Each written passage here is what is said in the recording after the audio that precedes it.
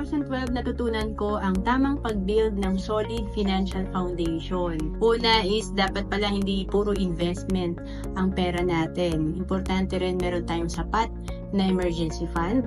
And then nakakabayad dapat tayo ng utang kung pwede nga, zero debt. And of course, lalo na pag breadwinner ka, importante meron tayong protection or life insurance at healthcare.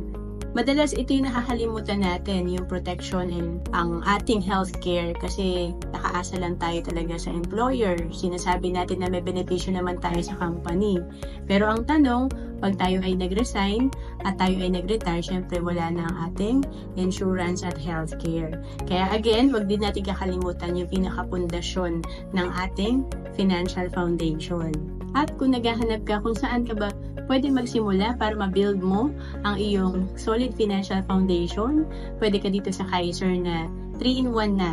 Tatlo na ang meron ka dito. Investment, healthcare, at life insurance. For as low as 2,647 per month, pwede ka na magsimula sa Kaiser. 7 years ka lang mag-iipon dito. Mag-jumpstart na ang solid financial foundation mo.